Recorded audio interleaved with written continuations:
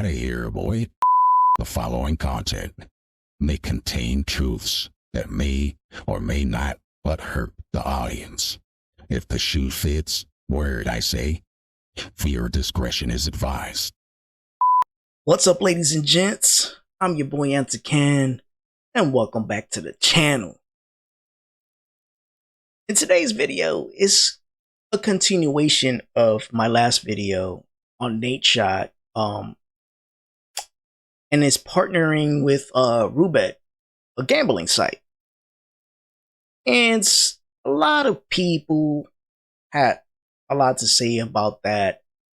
And then in this video, he's actually responding back to what a lot of people were saying. And all the hate, basically. A lot of people had a lot to say about it because of the fact that it's gambling.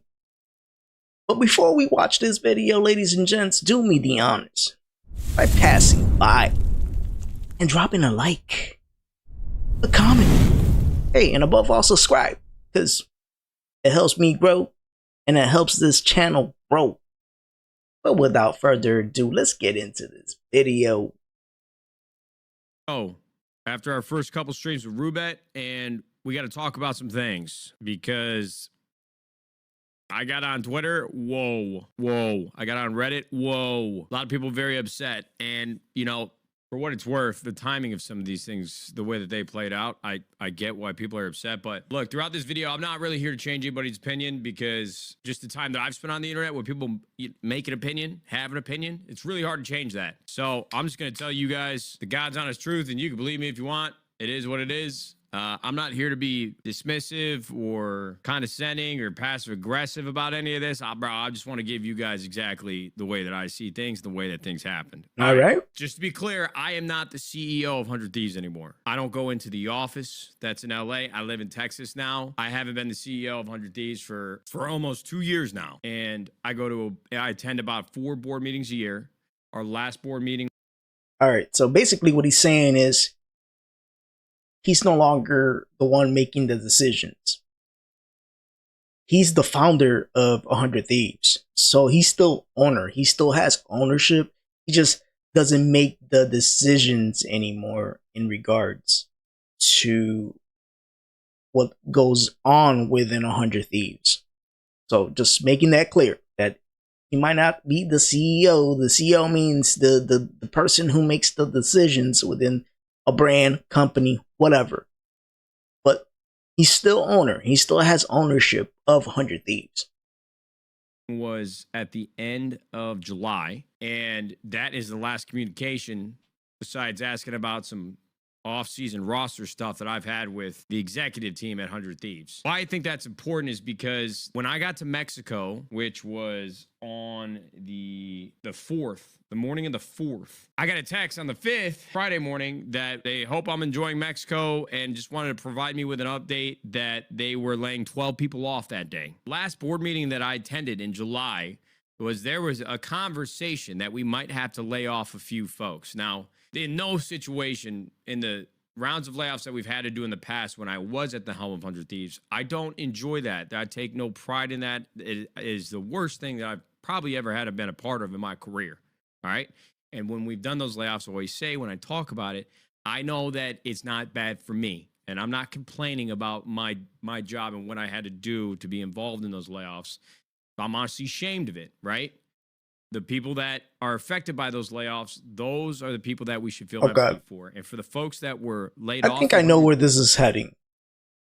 I think he's trying to say that people are saying that the reason why he's partnering with all these sponsorships and just recently Roobet is that because 100 Thieves has been losing money, thus the layoffs, right? And people just assume that was the case, that you must be losing money and you need more sponsorships to make more money and so you could, provide for your family. I think that's what he's trying to say, that people were just assuming because of the timing of it that this was the case. Or maybe I'm wrong. Maybe that's not what he was trying to say, but It just seems like his explanation is just leading towards that over anything, right? But who knows? Thieves, this time around, I hope nothing more for you to find a great place, land on your feet. It's the worst. I get it, but I didn't even realize that they were finalized. You could believe me or not. I don't know, bro. That would be a pretty ballsy call for me. Be like, hey, you know what? I know that we're doing those layoffs here, but fuck it, we're going live with Rubet. It's just like, whoa. I had no idea. Okay, so And that's what when I he got the assumed text, I too, was that just people like, thought and the that reason why I was that in was the Mexico that case. week is because my wife is she's 37 weeks pregnant. The C-section is already on the calendar in 2 weeks. She has planned Oh, okay, my congrats, trips to man. Mexico for the Rubet streams for September, October, November, December, and January already. Where are you going She's at a with this? planner in this group. My Rubet stream. Okay, so what people were saying that because his wife was pregnant and you went on that trip, you're a bad husband or something? Is that one of the comments people were saying? Because I mean, you could have gone through your whole life not even having to explain that, right? So what people were saying? Oh, why are you in Mexico when you should be at home? Your wife is almost due, right? Is that what you're trying to say? That people were calling you out because of that? Honestly, that's none of the people's, it's none of their business what your family goes, wife being pregnant and being due soon. That's nobody's business. It's not my business. But I don't know. Are you implying that people were saying that? Because you could have gone through your whole life not having to explain any of that.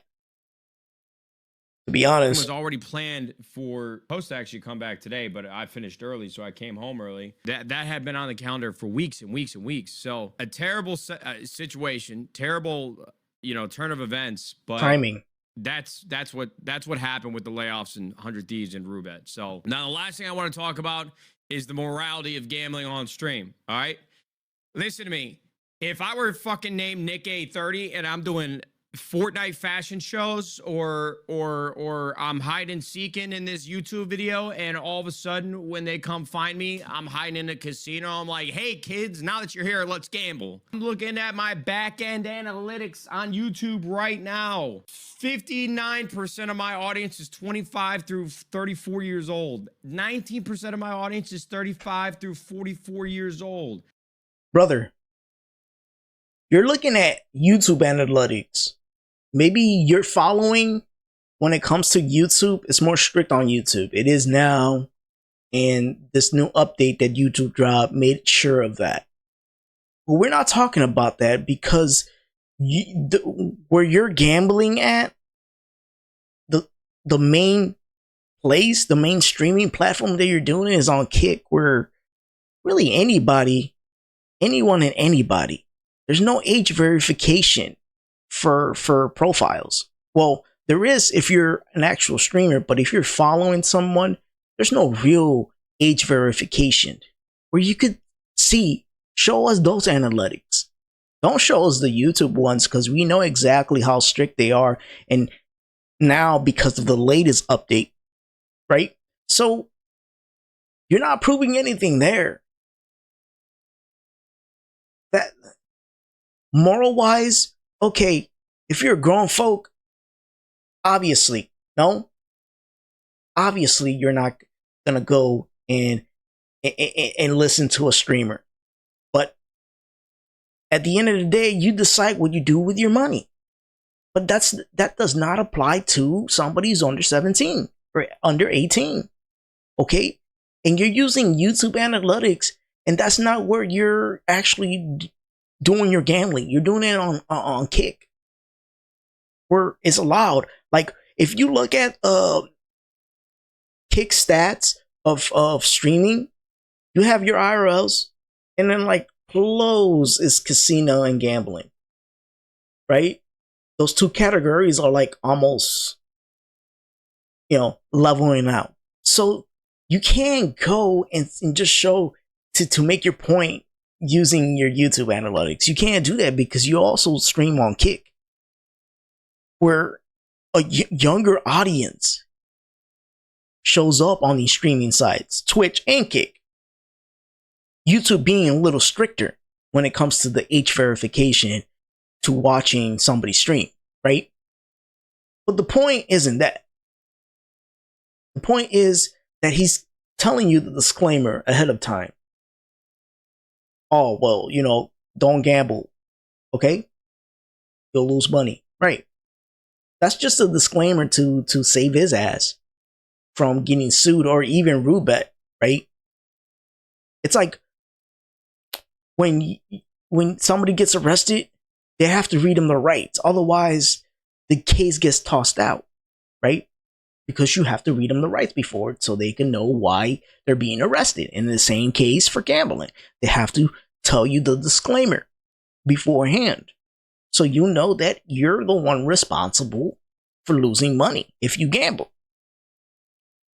5% of my audience is 45 through 54 years These old. numbers mean nothing, by the way, ladies and gents. 13 to 17-year-olds, Okay. 0.02%. Brother. Guys, you act like I make Roblox, Minecraft, and Fortnite videos. You know what I mean? I mean, fuck. I'm watching ESPN, and I got a money line spread ticker on the bottom of the screen. I mean, across all major forms of entertainment and media, gambling advertisement happens. I was doing the case openings a month and a half ago, and we were losing our minds over it. They're like, yo, Yeah. gold, open some cases, man. You got to start drinking right now. Like, people were all about it. And I said time and time again, if I'm sitting on stream. Listen, this is what I'm going to say. And obviously, everybody's going to have a different take on this. But to summarize everything, there's some points there that he could have gone through his whole life not having to mention. Like the fact that he was no longer CEO, or the fact he brought up his wife. And I think those points were only brought up because people in the comment section were grilling him about those things. Like, oh, you're losing money on your own company, or you have an addiction, and you have an addiction, and you're over here in Mexico gambling while your wife is at home. Almost due. Like, think about that. I think that he could have gone through his whole life not having to mention any of those things. All of that I need is to say, ladies and gents, look, let me know down in the comment section what you guys think, in all seriousness. Did he need to say any of those things? Like, when people are always in the defense, they feel like they have to say more than they should. The fact is, gambling is gambling. And if you're old enough to gamble, then it's on you if you lose money. But I feel like streaming is heading into a different direction. And Nadeshot, being one of the biggest Call of Duty content creators, he's going to open the door for more Call of Duty content creators to go into that revenue stream. And then what's going to happen to gaming? Gaming's already dying. IRL and gambling and casino are, heading in that direction. So what happens next with gaming? That's where the argument lies with people. When people were going at you, that's what they're really trying to explain. All the other stuff was probably besides the point. But let me know down in the comment section, ladies and gents. In all seriousness, you feel like gaming, streaming games is dying, and gambling and streaming are going to be like basically the dagger that's going to kill off streaming completely? Let me know down in the comment section. And to Nadeshot, listen, you're a grown man. You know what you're doing. I mean, look, I lost respect for you because I feel like you opened a door that you're not going to be able to close. But that's my opinion. But anyways, ladies and gents, you know what to do. And as always, thank you. And I'll see you guys on the next one. Peace. Don't forget to subscribe, like, and comment. Because let's be honest, this mother is super desperate. And he has nobody. So please, at this mother. Thank you.